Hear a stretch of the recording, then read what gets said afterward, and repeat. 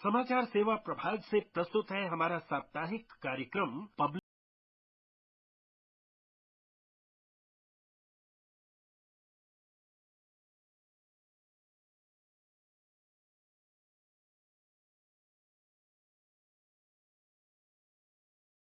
Speak में आप सभी का स्वागत है। मैं हूं लवलीन निगम। पब्लिक स्पीक कार्यक्रम में प्रत्येक सोमवार हम किसी एक खास विषय पर चर्चा करते हैं और आज का विषय हमारा जुड़ा है राष्ट्रीय पोषण माह से। इसके अंतर्गत हम पोषण जागरूकता के लिए किए जा रहे प्रयासों पर चर्चा करेंगे।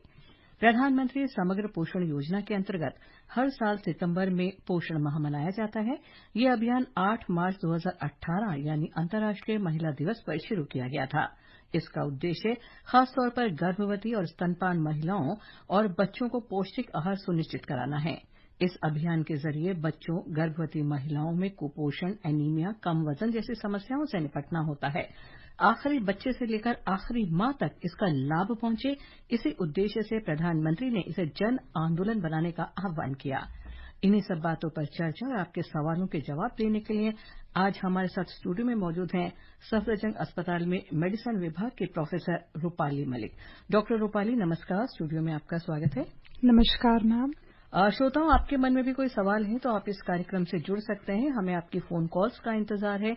स्टूडियो की फोन लाइन्स खुली हैं। आप हमारे स्टूडियो के नंबर 011 यानी दिल्ली का कोड 23314444 यानी 23314444 और 23421050 पर फोन कर अपने सवाल पूछ सकते हैं। आप अपना प्रश्न व्हाट्सएप नंबर 9289094044 पर भी भेज सकते हैं और हमारे Twitter handle @AIR News Alerts पर भी #AskAIR के जरिए अपने सवाल पोस्ट कर सकते हैं। ये कार्यक्रम हमारे mobile app news on AIR और दूरदर्शन की DTH सेवा पर भी उपलब्ध है। तो डॉक्टर रूपाली मलिक, सबसे पहले हम यहीं से शुरुआत करते हैं। सितंबर का जो महीना है वो पोषण माह के रूप में मनाया जाता है। इसका उद्देश्य क्या है और किन किन चीजों का खास ख्याल रखा जाता है?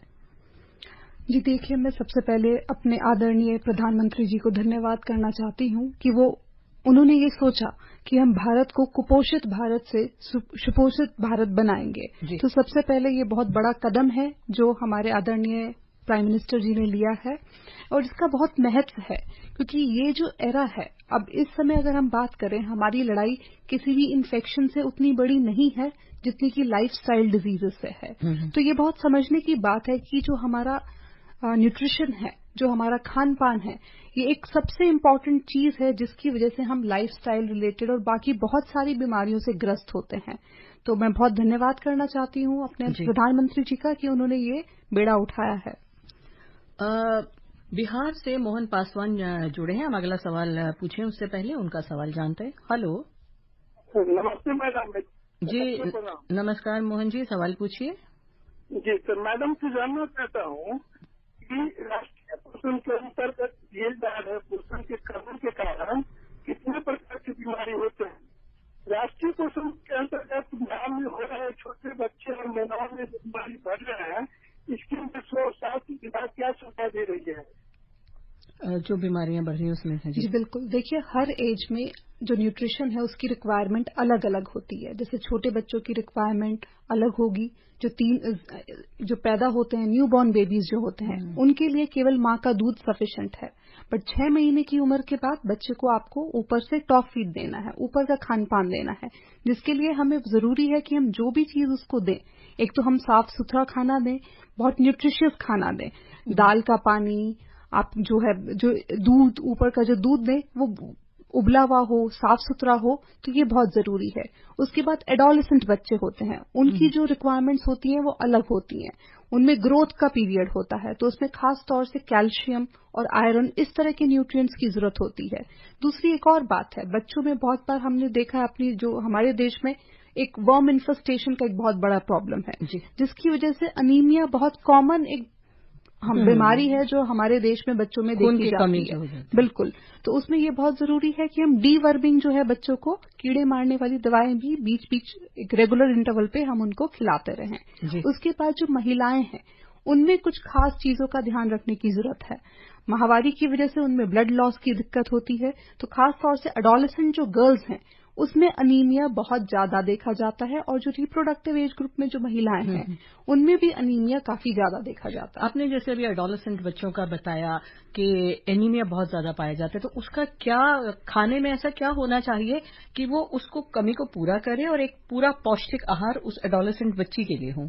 जी बिल्कुल, देखिए इसमें सबसे इम्पोर्टेंट है जो हमारे ग्रीन लीफी वेजिटेबल्स होते हैं, जैसे कि पालक, उसमें आयरन कंटेंट अच्छा होता है। आपके जैसे जैगरी जो होती है, हम उनको प्रोसेस चीनी वाली चीजें ना दें। मीठा अगर देना है तो हम उन्हें गुड़ का मीठा दें, तो ये एक इम्पॉर्टेंट चीज है, क्योंकि गुड़ में जो आयरन कंटेंट है वो अच्छा होता है। बट एक और चीज जो इम्पोर्टेंट है, हमें इंडियन खाने के हिसाब से हमें समझनी होगी कि जो इंडियन खाना खाने से जो हमारा डिओडोनम है उसमें थोड़ा इन्फ्लेमेशन होती है, सूजन होती है, जिसकी वजह से मुंह से चाहे जितना भी आयरन कंटेंट लें वो एब्जॉर्ब नहीं हो पाता है। तो ये इम्पोर्टेंट चीज है कि बहुत बार डिस्पाइट कि हम अच्छा खाना पीना खा रहे हैं, अच्छे से हाई आयरन वाली चीजें ले रहे हैं, बट तब भी हमें खून की कमी है। इस पे आगे भी सवाल पूछेंगे, लेकिन इस बीच दिल्ली से धर्मवीर हमारे साथ कार्यक्रम में जुड़े हैं। हेलो, नमस्कार मैडम। नमस्कार धर्मवीर जी, सवाल पूछिए। हाँ डॉक्टर साहब नमस्कार। हाँ जी नमस्कार। गांधीनगर दिल्ली से धर्मवीर बोल रहा हूँ कि डॉक्टर साहब एक हमारे को बड़ी समस्या ये है, सभी लोगों के साथ ही होगी, कि दूध में मिलावट है। अब गांव में तो क्या है कि गाय भैंस का दूध सामने निकलता है, उसको पता चल जाता है ये प्योर दूध है। अब दिल्ली शहर में बच्चे दूध ऐसा पीते हैं, अगर मिलावटी पियेंगे तो वैसे भी इनको कुपोषण रहेगा। और दूसरी समस्या ये है कि हम दिल्ली में रहते हैं, हमारे यहाँ यमुना नदी बहती है, यहाँ खेत है, सब्जियां यहाँ उगती हैं, ये सब्जियां बाजार में आ जाती है, पता नहीं चलता ये सब्जी गांधीनगर के अलावा और किस क्षेत्र में जाके बिकती हैं। वहां जाके उन लोगों की क्या अवस्था होती होगी, क्योंकि इतना प्रदूषित पानी हुआ है, उससे ये सब्जियां उगाते हैं। और इस सब्जियों को खाने से बड़ों को, बच्चों को किस किस बीमारियों से जूझना पड़ सकता है, इसका हमें थोड़ा सा मार्गदर्शन करें। धन्यवाद। जी बिल्कुल, देखिए ये तो एक बहुत बड़ा चैलेंज है, जिसमें कि मुझे नहीं लगता कि केवल मैं इस समस्या से आपको कुछ हल दिला पाऊंगी। ये तो एक, अब ये आज की लाइफस्टाइल कहें या फिर part and parcel of the game है। अगर हम आगे बढ़ रहे हैं, अर्बनाइजेशन हो रहा है, इंडस्ट्रियलाइजेशन हो रहा है, तो पोल्यूशन और उससे रिलेटेड जो भी प्रॉब्लम्स हैं उसका सामना करने के लिए भी हमें तैयार होना होगा। जी डॉक्टर रूपाली, अभी आप आयरन की बात कर रही थी, तो कैसे पता चले कि पर्याप्त आयरन, कई बार ज्यादा भी हो जाता है आयरन हमने लिया, और या कम, तो कैसे हम तय करें कि इतना आयरन इज सफिशिएंट? देखिए ज्यादा होगा तो वो एब्जॉर्ब नहीं होगा। ये हमारी जो नेचुरल एक प्रकृति होती है बॉडी की, उसमें ऐसा नहीं है कि अगर आप बहुत ज्यादा लेंगे तो बहुत ज्यादा एब्जॉर्ब हो जाएगा, अनलेस कि आप उसको दवाई के फॉर्म में ले रहे हैं। जो नेचुरल खाने से जो हम आयरन लेते हैं उससे ज्यादा नहीं होता है, ज्यादा कमी जरूर हो सकती है, क्योंकि एब्जॉर्प्शन बहुत बार नहीं पर्याप्त होता है। तो ज्यादा की जो दिक्कत है वो अगर आप किसी और वजह से टैबलेट फॉर्म में लेते हैं तभी पॉसिबल है। बट अगर आप केवल डॉक्टर के प्रिस्क्रिप्शन पे एक गोली रोज लेते हैं, या अगर आपको आयरन की कमी है उस हिसाब से 2 गोली रोज लेते हैं, वो पर्याप्त है। ये जैसे कहते हैं लोहे के कढ़ाई में पालक बनाया जाए, वो करना चाहिए। और दूसरा एक चीज ये है कि जब भी आप आयरन लेते हैं, आपको किसी सिट्रस फ्रूट के साथ लेना चाहिए। कोई आप नींबू पानी, संतरा, उसके साथ आप लें, और दूध जैसी चीजों के साथ आपको उसको अवॉइड करना चाहिए, क्योंकि कैल्शियम से बाइंड होके जो आयरन है वो एब्जॉर्ब नहीं होगा। बहुत इंपॉर्टेंट बात आपने बताई कि आप दूध के साथ आयरन ना लें। ये अक्सर लोग करते हैं, गलती करते हैं, सोते समय दूध के साथ आपने गोली ली, वो ना करें। जी चांदनी चौक दिल्ली से जय किशन अग्रवाल का एक सवाल है, सुनते हैं। हेलो जी नमस्कार। नमस्कार जय किशन जी, सवाल पूछिए। मैं आपका बहुत धन्यवाद करता हूँ। मेरी उम्र 80 साल है और 50 साल पहले मेरे तीनों बच्चों ने 2-2 साल तक माँ का दूध पिया है जी। लेकिन आज बहुत दुख होता है कि जितने प्राइवेट हॉस्पिटल में अगर बच्चे को जन्म लेते हैं तो सीजेरियन बच्चे हो रहे हैं, और वो 2.5 दिन के अंदर इतना एंटीबायोटिक ग्लूकोज में दे देते हैं कि माँ का दूध ब्रेस्ट में उतरता ही नहीं है। और प्राइवेट हॉस्पिटल की जो डॉक्टर हैं वो कहते हैं इनको बाजार का दूध दीजिए, और इंग्लिश दूध वो लिख के दे देते हैं। जबकि अभी टीवी में ये बताया गया था कि जो पाउडर का दूध है उसके अंदर 40% शुगर होती है, और अमेरिका ने वो दूध बंद कर दिया, और वहाँ पे बिना शुगर का, बिना इसका दूध बेचा जा रहा है, और हमारे यहाँ ये रजिस्टर्ड भी नहीं है। तो और प्राइवेट जी डॉक्टर जयकिशन, हम आपका सवाल समझ गए। डॉक्टर रूपाली, वैसे भी इस कारण से या किसी और कारण से अगर कोई मदर फीड नहीं कर पाती है बच्चे को, तो फिर कैसा दूध देना चाहिए जो बच्चे को वो सब पौष्टिकता दे सके जो माँ का दूध देता है? देखिए, अगर मैं ये कहूँ कि जो आपके जो टॉप फीड्स हैं, अगर आप एक अच्छी क्वालिटी का टॉप फीड लेते हैं तो ऐसा नहीं है कि वो हमेशा खराब होगा। उसका आप डॉक्टर से डिस्कस करके, अगर बहुत जरूरत है, बल्कि मैं ये कहूंगी पहले 6 महीने में माँ के दूध के अलावा बच्चे को एक बूंद पानी की भी जरूरत नहीं है। तो इवन इंडिया जैसी कंट्री में जहां इतनी गर्मी होती है, जहां स्वेटिंग होती है, पानी की कमी का डर रहता है, बट तब भी ज्यादातर बच्चों में माँ का दूध सफिशिएंट होता है।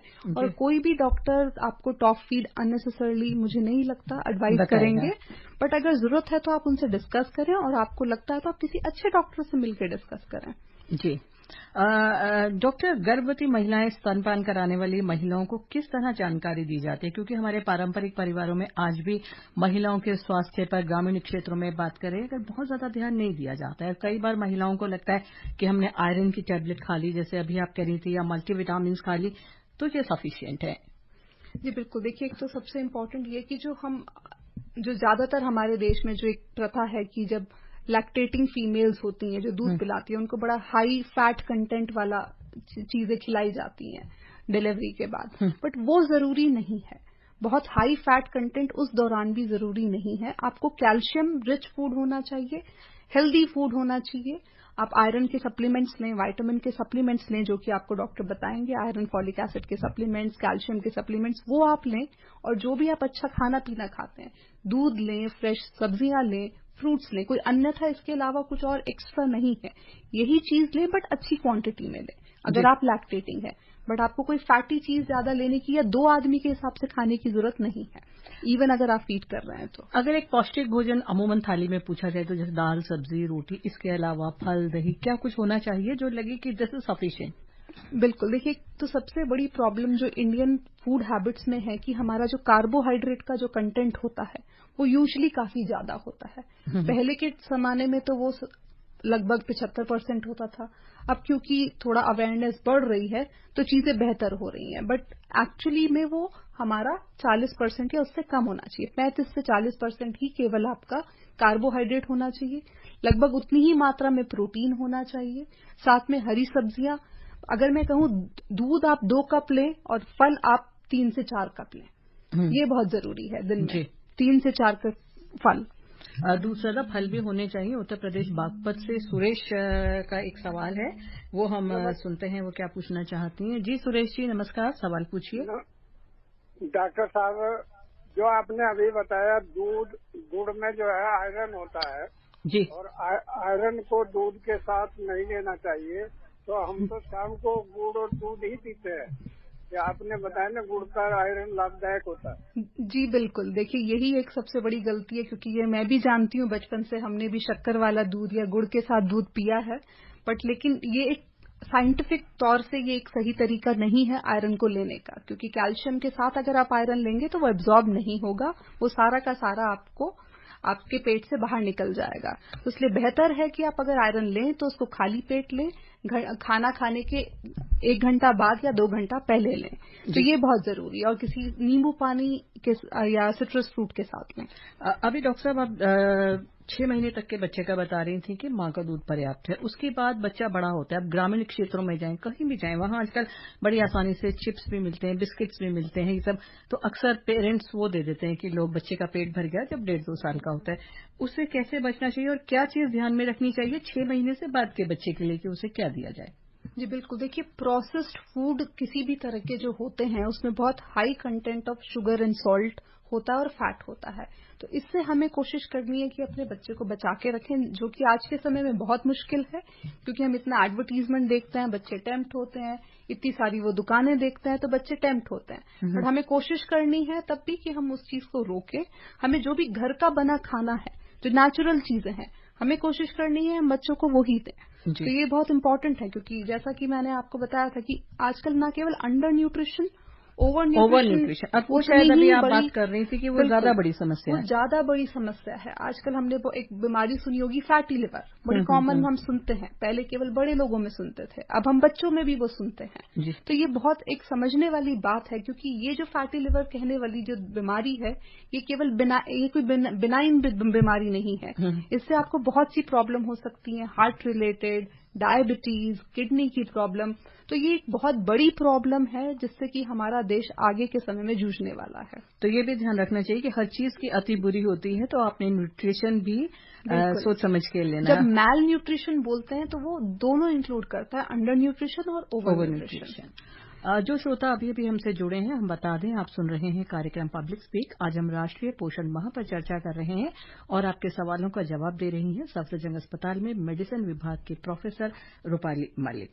डॉक्टर रूपाली, अभी बात कर रहे थे कि बच्चे को टेम्पटिंग फूड लगता है तो उससे पेट भर लेता है, पर्याप्त रोटी चावल खिचड़ी दाल नहीं खाते हैं, और अगर उन्हें पौष्टिक भोजन न मिले तो डेफिनेटली उनका इम्यून सिस्टम वीक हो जाता है और हवा पानी में मौजूद जो भी कीटाणु हैं उनको बहुत जल्दी नुकसान करेंगे, या हम कहें डिफेंस मैकेनिज्म उनका काफी वीक हो जाता है। तो छोटे बच्चों के लिए हम क्या क्या शामिल करें? जी बिल्कुल, देखिए ये एक विशियस साइकिल होती है। अगर आप अनीमिक हैं, मैल न्यूट्रिशन है आपको, तो इन्फेक्शन होने की आपको ज्यादा चांसेस हो जाएंगे, और बहुत से इन्फेक्शन ऐसे होते हैं जिसकी वजह से खुद खून की कमी हो जाती है। तो ये एक विशियस साइकिल है। तो मैल न्यूट्रिशन से आपको इन्फेक्शन होगा, इन्फेक्शन की वजह से आपको और डेफिशिएंसीज होंगी। तो इस पे रोक लगाना बहुत जरूरी है, और ये घर के माहौल से ही, हम अगर बच्चों की बात करें तो जो पेरेंट्स खाते हैं वही बच्चे खाएंगे। तो हमें कोशिश करनी है कि हम अपने बच्चों के लिए एक एग्जाम्पल सेट करें, बाहर का खाना कम से कम खाएं। ये जो जोमैटो और स्विगी ये जो इतना इजी एक्सेस जो फूड का है उसको थोड़ा हम ध्यान दें। हाँ जी, ओडिशा से विजय जुड़े हैं, उनका सवाल सुनते हैं। हेलो। नमस्ते मैडम। नमस्कार विजय जी, सवाल पूछिए। हमारा हाथ आज एक बच्चा पैदा हुआ जी, उसको तो हमने माँ खीर देने से अच्छा होगा ना? नहीं, मैं उसका ही कहता हूँ। हाँ, बच्चे के लिए केवल माँ का दूध और कुछ नहीं। आपको कोई घुट्टी देने की जरूरत नहीं है, कोई पानी देने की जरूरत नहीं है। केवल 6 महीने तक केवल माँ का दूध ही पर्याप्त होता है। आप माँ को अच्छा खाना पीना दें, उसको हाइड्रेटेड रखें, उसको पानी अच्छे से दें, कैल्शियम दें, आयरन की टैबलेट्स दें, और आपको कुछ बच्चे के लिए एक्स्ट्रा करने की जरूरत नहीं है पहले 6 महीने में। जी डॉक्टर रूपाली, जैसे अभी आप माल न्यूट्रिशन में ओवर न्यूट्रिशन भी बात कर रहे थे, इसी तरीके का आजकल जो लाइफस्टाइल है, कई बार जो प्रेग्नेंट लेडीज होती हैं ओवर रेस्ट कर रही हैं, काम नहीं कर रही हैं या कुछ ऐसा खा रही है, वो कितना घातक होता है या वो कितना बाद में उसके गलत असर पड़ता है? बिल्कुल, आपने ये बहुत ही इम्पोर्टेंट एक सवाल जो उठाया है कि एक्सेसिव जो रेस्ट है प्रेगनेंसी में। देखिए, प्रेगनेंसी वैसे ही एक हाइपर कोगुलेबल स्टेट होती है, उसमें बहुत बार खून के थक्के जमने की चांसेस होते हैं। तो ऐसे में अगर आप एक्टिव नहीं रहेंगे तो उस तरह की कॉम्प्लिकेशंस हो सकती हैं। तो ये बहुत जरूरी है कि प्रेग्नेंट मदर अनलेस की मेडिकली एडवाइज्ड हो बेड रेस्ट, तो वो बेड रेस्ट ना करें, वो बहुत एक्टिव रहें और अपने डॉक्टर की सलाह से आप नॉर्मल रहें। और इसके अलावा ये भी मालूम होना चाहिए कि अगर हम कुपोषित हैं, गर्भवती महिला कुपोषित है, तो क्या फिर वो बच्चा भी वैसे कुपोषित होता है और उसे क्या ध्यान रखना चाहिए, उसके क्या आगे असर पड़ेंगे? जी बिल्कुल, देखिए, अगर महिला का पोषण अच्छा नहीं है तो डेफिनेटली जो बच्चा पैदा होने वाला है उसको भी पर्याप्त पोषण नहीं मिलेगा, और वो भी usually low birth weight babies होते हैं। और लो बर्थ वेट बेबीज को देखा गया कि लॉन्ग टर्म में भी बहुत सारे कॉम्प्लिकेशंस होते हैं, उनके बहुत सारी जो कार्डियोवैस्कुलर रिस्क हैं, बहुत सारी चीजें होती हैं जो उनमें लॉन्ग टर्म में भी देखी जाती हैं।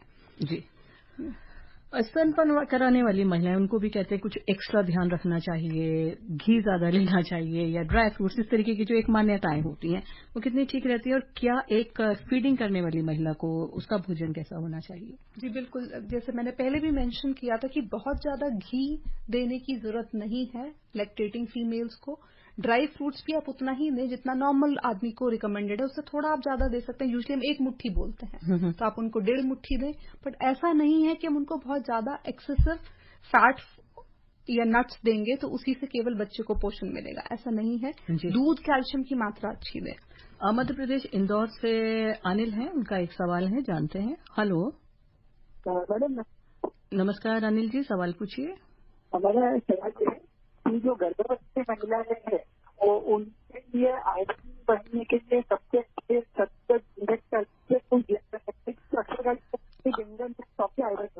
आवाज साफ नहीं आ रही है, लेकिन वो शायद प्रेग्नेंट वीमेन के आयरन के बारे में पूछ रहे हैं, जो आप अभी बता ही रही थी कि अगर आयरन डिफिशिएंसी अगर आयरन डेफिशिएंसी है तो आपको आयरन जो है टैबलेट फॉर्म में अलग से लेना पड़ेगा। वो डिपेंड करता है आपका कितना हीमोग्लोबिन है। और बहुत बार क्या होता है, आप इंडियंस में भी खासतौर पर, अदरवाइज भी आयरन से अब इनटॉलरेंट होते हैं। बहुत से लोग नॉजिया, वॉमिटिंग, ये सब चीजों के कारण आयरन, एंड वैसे भी प्रेगनेंसी में एक वॉमिटिंग की टेंडेंसी होती है, तो बहुत बार महिलाएं आयरन ठीक से ले नहीं पाती हैं, तो उससे भी काफी दिक्कत होती है। तो ऐसे में जरूरत होती है कि हम उनको इंजेक्टेबल आयरन दें। तो ये आप अपने डॉक्टर से डिस्कस करें। आजकल बहुत अच्छे आयरन के इंजेक्शंस अवेलेबल हैं जिनके साइड इफेक्ट्स बिल्कुल ना के बराबर होते हैं। तो अगर जरूरत है तो आप प्रेग्नेंट फीमेल्स को, अगर वो ओरली नहीं ले पाती हैं, तो आप उनको इंजेक्टेबल आयरन दें, वो बहुत बेहतर रहेगा। इंजेक्टेबल आयरन की आप बात कर रही हैं। वैसे अगर हम टीकाकरण की बात करें, महिलाओं को भी, प्रेग्नेंट महिलाओं को भी और बाद में बच्चों को भी बहुत आवश्यक है, बच्चों के लिए और माँ के लिए। जी बिल्कुल। देखिए, टीकाकरण एक बहुत इंपॉर्टेंट चीज है, ना केवल बच्चों के लिए, प्रेग्नेंट फीमेल के लिए, बल्कि अडल्ट के लिए भी। आजकल तो हम अडल्ट वैक्सीनेशन के बारे में भी बात करते हैं। तो वैक्सीनेशन बहुत इंपॉर्टेंट है। और ये जो वैक्सीनेशन हेजिटेंसी है, जो कि हम देखते आए हैं खासतौर से जब से हमने कोरोना को फेस किया है, तो इससे ना डरें, क्योंकि वैक्सीन एक हमारे लिए एक बहुत ही बड़ा आशीर्वाद है। तो जो भी टीकाकरण आपको कहा जाता है वो आप जरूर लें। जी। स्कूल कॉलेज जाने वाले अगर बच्चों की बात करें, क्योंकि अगर वहां उन बच्चों को सिखाया जाए, जागरूक किया जाए, तो मेरे ख्याल से एक बहुत महत्वपूर्ण रोल वो प्ले कर सकते हैं, घर में बता के अपने माँ को या बाकी रिश्तेदारों को कि भाई ये खाना है। तो और इस अभियान को काफी हद तक सफल बनाया जा सकता है। डॉक्टर रूपाली जी बिल्कुल। जैसा कि अब आदरणीय प्रधानमंत्री जी ने कोशिश की जन आंदोलन की, तो ये बहुत इम्पोर्टेंट है। किसी भी जंग को लड़ने के लिए हमें अपनी कम्युनिटी को इन्वॉल्व करना बहुत जरूरी है, और जितना कम्युनिटी इन्वॉल्वमेंट होगा उतनी बड़ी विजय हम हासिल करेंगे।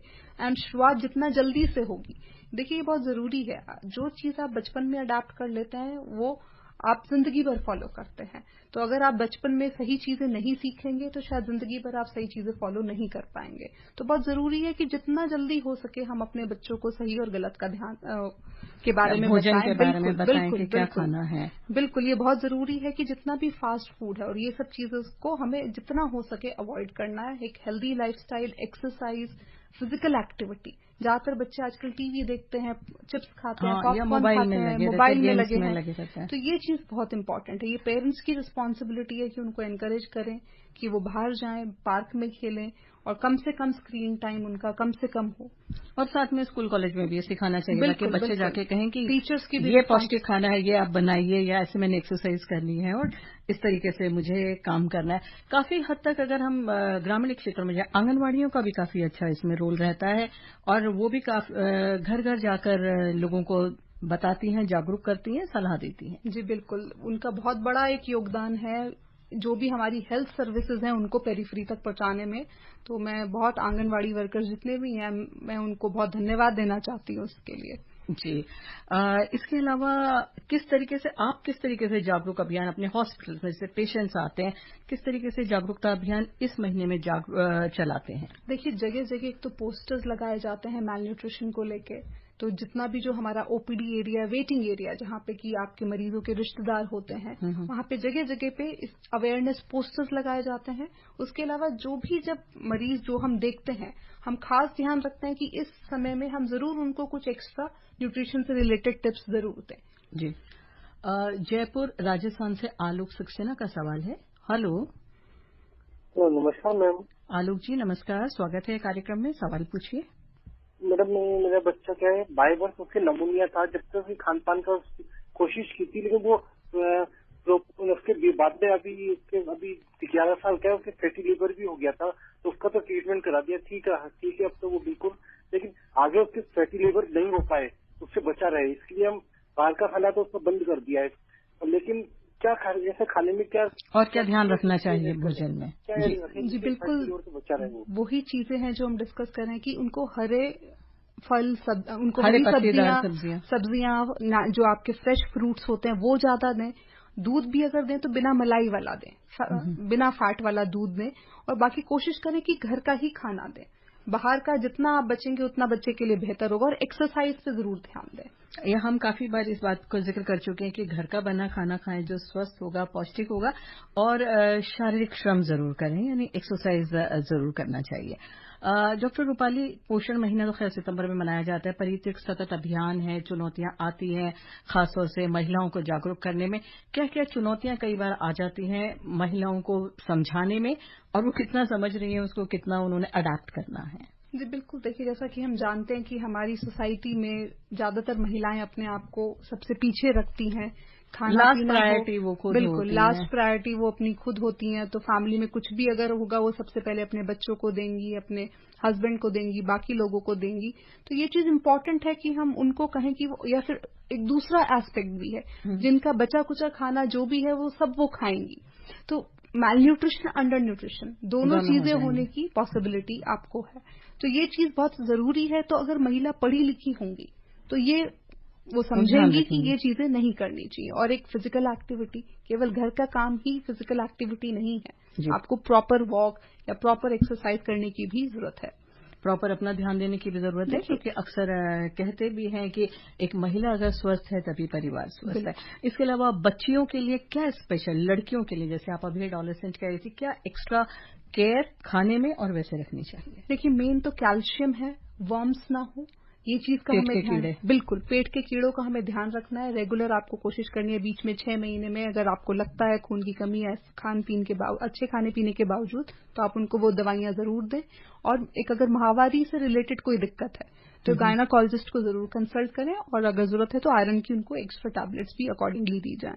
तो ये बहुत, और कैल्शियम, तो कैल्शियम आयरन दोनों बहुत एडोलेसेंस में बहुत इम्पोर्टेंट है। और अगर आप बहुत एनेमिक हैं, आपका हीमोग्लोबिन काफी डाउन है, तो उसके लिए किन चीजों तो आपको आयरन, फिर तो आयरन ही लेना होगा या इंजेक्टेबल आयरन। जैसे मैंने डिस्कस किया कि बहुत बार आप कितना भी ओरली लेंगे वो एब्जॉर्ब नहीं होगा, जिसका कि मैंने कारण बताया था कि इंडियंस में आपके डिओडिनम में सूजन अक्सर होती है, बिकॉज हम जो मिर्च मसाला और तला भुना खाते हैं तो उस वजह से वो प्रॉपर एब्जॉर्प्शन नहीं होता है, कहीं ना कहीं वो नुकसान जरूर करता है।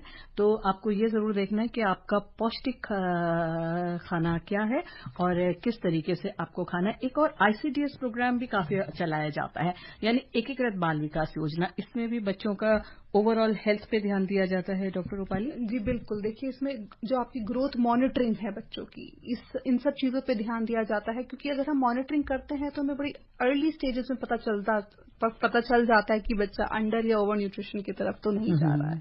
और इंडियंस जो है लीन फैट इंडियंस होते हैं, तो ये भी हमें समझना जरूरी है कि अगर हम मोटे नहीं भी हैं तब भी हमारे शरीर में फैट ज्यादा है, और आगे चल के हमें हार्ट की बीमारी और बाकी बीमारी होने का खतरा बाकी लोगों से ज्यादा। बच्चों में भी ओवरवेट बहुत हो रहे हैं बच्चे, चाहे उनका लाइफस्टाइल चेंज हो चाहे कुछ हो, तो वो भी एक समस्या बच्चों के लिए आ रही है। बहुत यंग एज, जो अभी एडोलेसेंस में भी नहीं पहुंचे हैं, उनमें भी बहुत ये प्रॉब्लम आ रही है। फैटी लिवर जो कि पहले NAFLD था, मैसल्ड कहा जाता है, तो ये बहुत बड़ा चैलेंज है जो हम कुछ समय बाद अब फेस करने वाले हैं। तो अगर अभी से सतर्क और सचेत हो जाना चाहिए, तो हम लोग बहुत ही एक मुश्किल समय में आने वाले हैं। और जो आप कह रही हैं कि प्रोसेस्ड फूड या फास्ट फूड पे बहुत कम खाया जाए और घर का बना सबसे ज्यादा। सरकार को भी इस पे थोड़ा और स्ट्रिक्ट एक्शंस लेना चाहिए कि जो फास्ट फूड है, इनका जो इतना इजी एक्सेसिबिलिटी है, इस पे थोड़ा सा हमें वो कहीं ना कहीं बिल्कुल।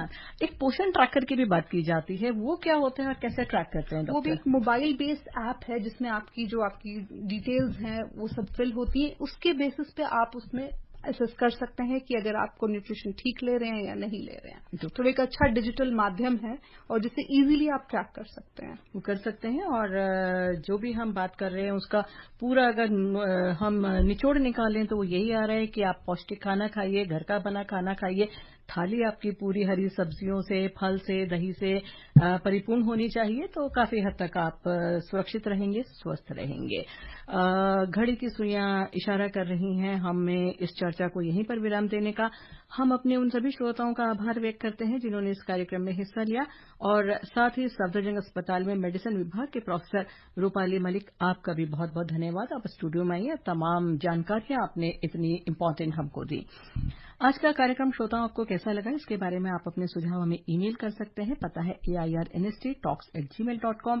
कार्यक्रम को दोबारा सुनने के लिए आप हमारी वेबसाइट newsonair.nic.in पर लॉगिन कर सकते हैं। इसके साथ ही पब्लिक स्पीक का ये अंक यही समाप्त होता है। नमस्कार।